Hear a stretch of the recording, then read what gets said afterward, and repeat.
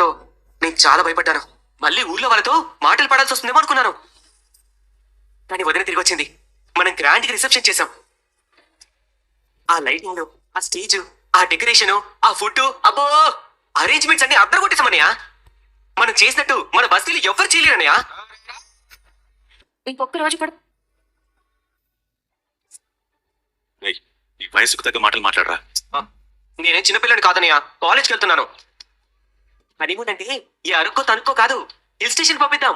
చల్లటి ప్రదేశం పైనుంచి మంచు కురుస్తూ ఉండాలి. కాశ్మీర్ పంపిద్దాం, ఓకేనా?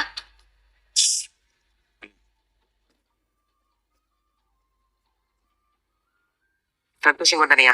చక్రి అన్నీకి తెలియపోయింది. తర్వాత నీది, ఆ తర్వాత కేశవ్ అనేది, ఆ తర్వాత తర్వాత మిగిలింది నేనే కదన్నయ్య. ఏంట్రా మొహం వెలిగిపోతుంది? నీకు పెళ్లి కావాల్సి వచ్చిందా? అబ్బే తొందర లేదన్నయ్య, నీకు కేశవ్ అన్న కయ్యిన తర్వాతే. అప్పుడే అంత దూరం ఆలోచించకు. ముందు బాగా చదివి మంచి మార్కులు తెచ్చుకో. నువ్వైనా మంచి ఉద్యోగం సంపాదించాలి. మేమంతా నిన్ను ఒక పెద్ద పొజిషన్ లో చూడాలి. కదాస్తన్నయ్య, మాధవ్ అనే చెప్తే ఏదైనా జరిగి తీరుతుంది. ఈరోజు నేను మధ్యాహ్నం ఇంటికి వచ్చేస్తాను. క్లాసులు పెద్దగా ఉండవు. ఇంటి దగ్గర వదినకి ఒకదానికే బోర్ కొడుతుందన్నయ్య. నేను కంపెనీ ఇస్తానన్నయ్య. సరేనా? బాయ్ అన్నయ్య. బాయ్ అన్నయ్య. మహాలక్ష్మి వెళ్ళిపోతే వీడింత బాధపడతాడో ఏంటో. రాను వచ్చింది, పోను పోయింది.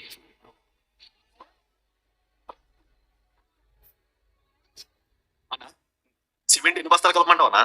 ఎన్నో కొన్ని కలుపు. ఈ రోజు ఏమైనా కొత్త? ప్రతిరోజు చెప్పాలా?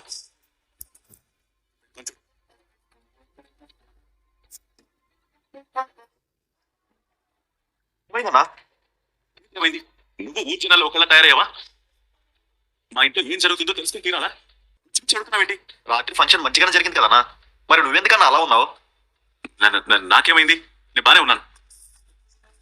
మిగతా వాళ్ళు ఎక్కడ? ఇంకెప్పుడు వస్తారు? ఎవరు ఇష్టం వచ్చినట్టు వాళ్ళు ఉంటున్నారు, ఎవరికి నచ్చినట్టు వాళ్ళు ఉంటున్నారు.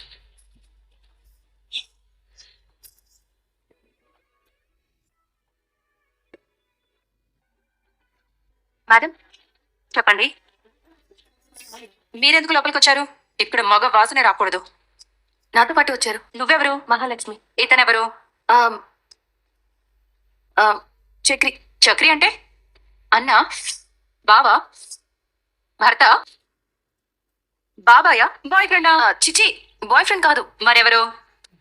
నాకు హాస్టల్లో సీట్ కావాలి మేడం. నాకు అంతకు ముందు క్లారిటీ కావాలి. మాది ఈ ఊరు కాదు. మరి ఎవరు? యాదగిరిగుట్ట. మరి ఇక్కడికి ఎందుకు వచ్చారు? జాబ్ కోసం. అపాయింట్మెంట్ లెటర్ ఇవ్వండి.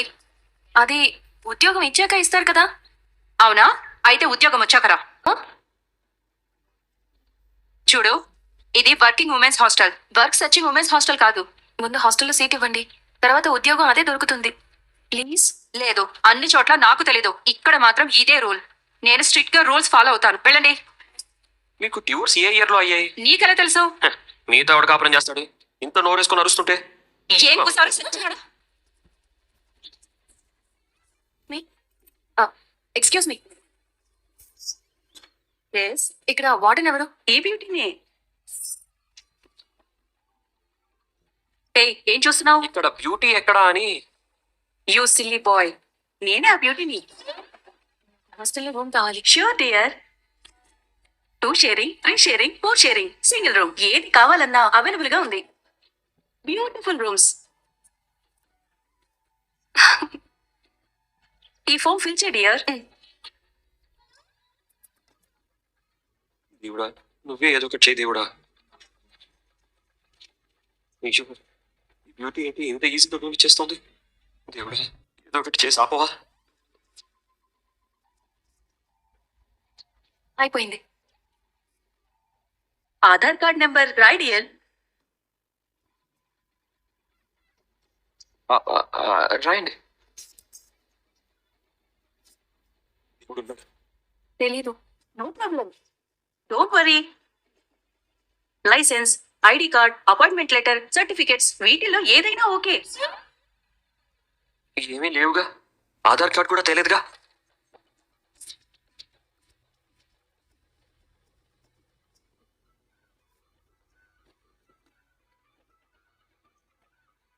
మొబైల్లో ఫోటో కూడా తీసి పెట్టుకోలేదా?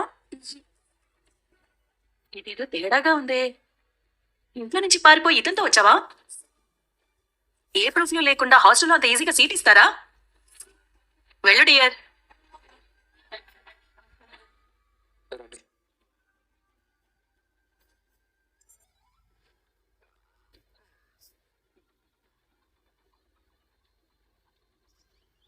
ఫేస్ ప్యాక్ వేసుకుని ఒక బ్యూటీ ఉండాలి కదా. నేనే.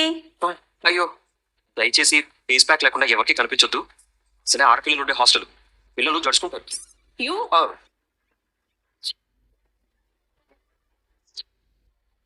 ఏమండి ఏదైనా పర్వాలేదండి ప్లీజ్ అండి. ప్రూఫ్స్ ఉంటేనే ఇవ్వగలం, ప్రూఫ్స్ లేకుండా ఇవ్వలేము. వెళ్ళండి.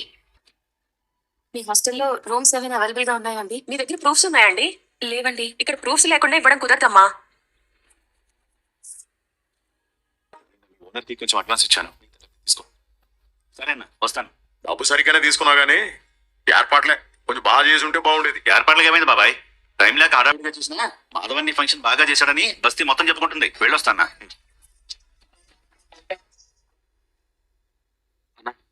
చాలా డబ్బు ఖర్చు అయింది కదా, ఏమైనా చేసావా? ఏయ్, డబ్బు గురించి నువ్వేం కంగారు పడకు.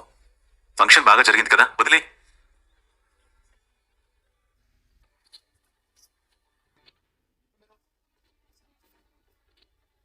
అరెరెరెరెరె. ఇంకా రాలేదేంటా ఈ గుంట నక్కలు అని అనుకుంటున్నాను. వచ్చారు. నిన్న జరిగిపోయిన సంఘటన గురించి ఇప్పుడు చదువుతావేంట్రా? ఓ ఆదర్శ అన్న, అన్నలకే అన్న, ఈ ఊరికే పెద్ద అన్న. ఏంటి వెటకరమా? మోసపోయిన ఇంట్లో మాసిపోయిన మొహాలు వేసుకుని తిరిగే మీ మొఖాల్లో నిన్న వెలుగులు వచ్చాయి. ఫంక్షన్ జరుగుతున్న టైంలో గొడవ చేయడం ఎందుకని వదిలేసాం. అది మా సంస్కారం. సాంప్రదాయిని సుప్పిని శుద్ధ పూసని అబో సంస్కారం. ఇద్దరి మొహాల్లో భూతద్దం పెట్టి వెతికినా ఆవగింజంత కూడా కనపడదు ఆ సంస్కారం. మోహన్ చూడు, సంస్కారం అంట సంస్కారం. రేయ్, అమ్మా నువ్వు వాడితో మాట్లాడొద్దమ్మా, నువ్వు ఉండు. ఏయ్, ఈ ఇల్లు ఎవరు సొంతం అనే దాని మీదే కోర్టులో కేసు నడుస్తుంది కదా, మరి మమ్మల్ని అడగకుండా ఫంక్షన్ ఎలా చేస్తారు? రాత్రే కదరా తలకాయ కూర తాగులోకి ఒకటి కూర అంచులోకి పెట్టుకొని మటన్ బిర్యానీ అడిగి మరీ పెట్టించుకున్నా. నోట్లో వేలు పెడితే అంతే వరకు తిన్నావు కదరా. ఒక తరుస్తావేంటా? అదేంటి పెదనాన్న ఇలా అంటున్నారు? మన ఇంట్లో రిసెప్షన్ ఫంక్షన్ చేస్తున్నామని నీకు చెప్పాం కదా. ఏదో ఫంక్షన్ జరగదని హేళన చేశారు. ఇప్పుడు ఫంక్షన్ బాగా జరిగేసరికి కుళ్ళుకుంటున్నారన్నా. అబ్బో, మీ కుళ్ళిపోయిన మొహాలు చూసే కుళ్ళుకోవాలి మరి. అసలు మమ్మల్ని అడగకుండా మా అనుమతి లేకుండా కోర్టులో కేసు నడుస్తున్నా ఈ ఇంట్లో ఫంక్షన్ ఎలా చేశారు? హలో, కోర్టు వాళ్ళు ఇంటికి మరమ్మతులు చేయొద్దన్నారు కానీ ఫంక్షన్ చేయొద్దని లేదు. అనవసరంగా ఇక్కడ గొడవ చేయదు. ఇక్కడ నుంచి వెళ్ళండి. ఏంట్రా చేసేది మెకానిక్ పని అయినా ఓ తెగ లా పాయింట్లు మాట్లాడుతున్నావు. ఫంక్షన్లు చేసుకోవచ్చని కూడా చెప్పలేదు కదా కోర్టు. మేనా మీ ఇంటికి అడుక్కోవడానికి వచ్చావా? ఏళ్ళండి అంటున్నావు. ఉద్దేశం అది కాదు. నిన్న ఫంక్షన్ జరిగిన ఇల్లు ఇప్పుడు ఇలా గొడవ జరిగితే చూసేవాళ్ళు ఏమనుకుంటారు? అర్థం చేసుకో అత్త. మిమ్మల్ని ఏంట్రా మేము అర్థం చేసుకునేది? Hey, silly fellows, what is this? Morning, matless argument. Bring yesterday balance biryani and send them. నాన్న నువ్వు మా ఇంట్లో మొదటిసారి ఒక శుభకార్యం జరిగింది. తెలుసు తెలియకో మేము ఇక్కడ ఫంక్షన్ చేశాం. అయితే మమ్మల్ని క్షమించండి. క్షమాపణలకి క్షవరాలు జరగవురా. డబ్బుతోనే జరుగుతాయి. క్షమాపణలు మీ దగ్గరే ఉంచుకోండి. ఇదే ఫంక్షన్ హాల్లో చేస్తే ఎంత అవుతుందో అంత డబ్బు మాకు ఇవ్వండి. మన ఇంట్లో ఫంక్షన్ కి డబ్బులు అడుగుతారేంటి పెదనాన్న? మనిల్లా మీకు మాకు కోర్టు కేసు తప్ప ఏ సంబంధం లేదు. ఆయన గొప్పలకి పోయి ఊరంతా పిలిచి ఫంక్షన్ చేస్తే మాత్రం వచ్చినమ్మా ఇక్కడే ఉండిపోద్దా ఏంటి? మీ గురించి మీ యాశాల గురించి తెలియగానే తట్టాబుట్టా సర్దుకుని వెళ్ళిపోద్ది. అది నేను చూసుకుంటాం. ఇచ్చిన ఉచిత సలహా చాలు, ఇక బయలుదేరండి. ఏంటో బయలుదేరేది? అక్కడ షామియానా వేసి వంట వండినందుకు, ఇక్కడ స్టేజ్ వేసినందుకు, అక్కడ భోజనాలు పెట్టినందుకు డబ్బులు ఇవ్వండి.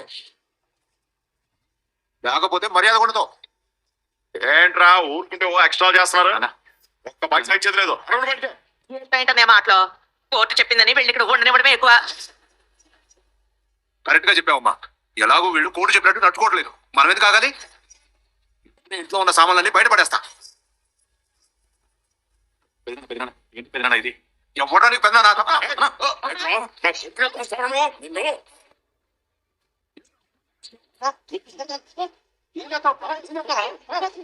అయ్యో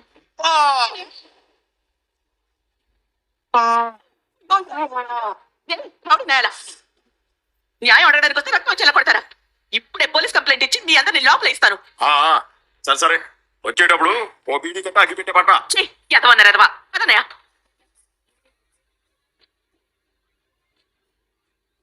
ఇంటికి వెళ్ళాలా? ఇంకేముంది వెతకడానికి? ఇన్నాళ్ళు మీ ఇంట్లో ఉంటే అర్థం కాలేదు, హాస్టల్లో చేరాలంటే అంత కష్టమా? ఇప్పటికి అర్థమైనట్టుంది అమ్మగారికి. పోనీ పీజీలో ట్రై చేస్తే? పీజీ అంటే పేయింగ్ గెస్ట్ గా చేర్చుకుని ప్రైవేట్ హాస్టల్స్ ఉంటాయి, అక్కడ మాత్రం అడ్రస్ ప్రూఫ్లు అడగరా? ట్రై చేద్దాం. ఏమండి వాళ్ళు రకరకాలుగా అడుగుతున్నారండి. లేచిపోయి వచ్చారా, పారిపోయి వచ్చారా, లవ్ మ్యారేజా అంటూ రకరకాల ప్రశ్నలు వేస్తారు. అవన్నీ అవసరమా? నిజమే, చాలా ఇరిటేషన్ వస్తుంది. హాస్టల్ కావాలంటే జాబ్ కావాలి, జాబ్ కావాలంటే సర్టిఫికెట్స్ కావాలి, సర్టిఫికెట్స్ లేవు. కనీసం ఆధార్ కార్డ్ లేదు. ఆ జుట్టుపోలిగడు తిడితే తిట్టాడు కానీ కరెక్ట్ గానే చెప్పాడు, ఈ కాలంలో ఇవన్నీ మొబైల్లోనే ఉండాలని. నేను ఒక వెర్రి మాలోకాన్ని, ఫోన్లో పెట్టుకోలేదు, ఏమీ తీసుకురాలేదు. మీరు ఇంటి నుంచి వచ్చే టెన్షన్ లో అవన్నీ ఎక్కడ గుర్తుంటాయండి? ఏమీ లేకుండా పెద్ద బయలుదేరాను. హాస్టల్లో ఉంటా, జాబ్ చేస్తా, పెద్ద ఆర్కిటెక్ట్ అవుతానని కలలు కన్నాను. ఇంత పెద్ద సిటీలో ఎవ్వరు ఎవరిని నమ్మరండి. అన్నిటికీ ప్రూఫ్స్ కావాలి. మన ఇంట్లో ఉండండి హాయిగా. మేము ఏమైనా ఆధార్ కార్డు అడుగుతున్నామా, రేషన్ కార్డు అడుగుతున్నామా? అమ్మయ్య. ఐడియా, మళ్ళీ ఏంటండి? ఏదైనా రూమ్ అద్దెకి దొరుకుతుందేమో ట్రై చేద్దామా? దేవుడా, సింగిల్ రూమ్ అయినా చాలు. మీరు ఒంటరిగా ఉండగలరా? ఎందుకుండను? ఆ రూమ్ కు తలుపు ఉంటాయి కదా. ఒక అమ్మాయి ఒంటరిగా ఉండడం సేఫ్ కాదండి. ఏం పర్లేదు, నా సేఫ్టీ నేను చూసుకుంటాను. ఇప్పుడు రెంటల్ అగ్రిమెంట్ చేస్తున్నారు, దానికి కూడా ప్రూఫ్ ఉండాలి కదా. అవును, మళ్ళీ ఐడియా. షో, ఏంటండి మీకు తెలిసిన వాళ్ళైతే ఏ ప్రూఫ్స్ అడగారు కదా. ఇలాంటి ఐడియాలు ఎక్కడి నుంచి వస్తాయో నాకు ప్రాణానికి. ముందు ఇంటికి వెళ్ళి ఆలోచిద్దాం. ఎక్కండి. అదా ఇల్లు చూద్దు కానీ అంటుంది ఏంటి? ఇంతకంటే బాగా ఎవరు చూసుకుంటారు? ఒకసారి ఆపండి. ఏమైందండి? ₹100 కొట్టుకుపోతున్నాయి. ఆపండి. ఇది అమ్మేసి తీసుకొస్తారా? అక్కర్లేదండి, ఇంటికి వెళ్ళాక నేనే ఇస్తాను.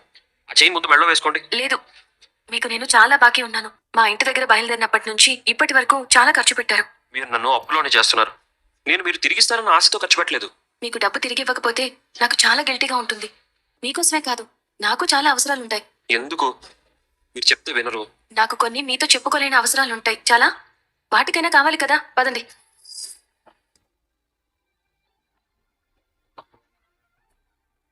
ఉంది. ఓకే.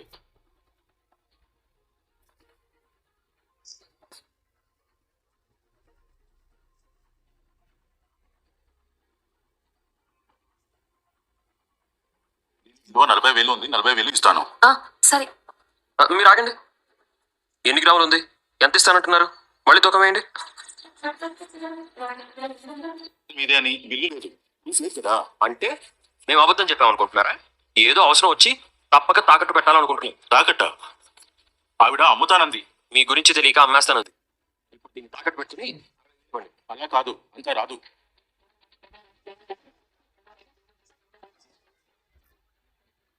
సరే బాబు, ఎందుకు ఇస్తాను?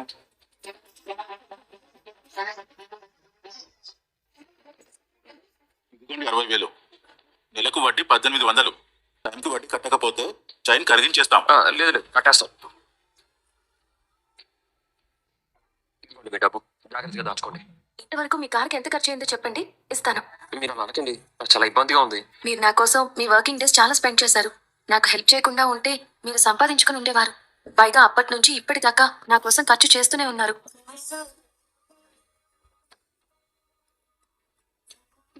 ఇదిగోండి, ఇందులో 25,000 ఉన్నాయి, ఉంచండి. నేను అడగలేదు కదా, మీకే చాలా అవసరాలు ఉంటాయి, ఉంచండి. ఏహే, చెప్తే అర్థం కదా. మీకు మాత్రం ఊరికే వస్తాయా? మీ దగ్గర లేకపోతే మళ్ళీ పెద్దని అడుగుతారు. అవసరమా? తీసుకుంటారా, కాదు ఇవ్వమంటారా? ఆగండి. మరి బతిమాలించుకుంటారేంటి? నేనేమో తనని ఊహా సుందరిలా చూస్తుంటే తనేమో నన్ను టాక్సీ డ్రైవర్లా చూస్తుంది. ఇంకేం చూస్తున్నారు, పదండి. నువ్వేనా? నేనే వాడిని తోశాను. చచ్చాడా ఏంటి? బతికే ఉన్నాడు కదండి. వీటి వల్లే నాకు ప్రాణహాని ఉంది. వీటిని వదలకూడదు, జైల్లో వేయించండి సార్. ఈరోజు ఇంట్లో నేను ఒకరు లేరు. మీ నాన్నగారిని మీరు లెక్కల్లో వేసుకోరా? ఆయన మీ నాన్నేగా.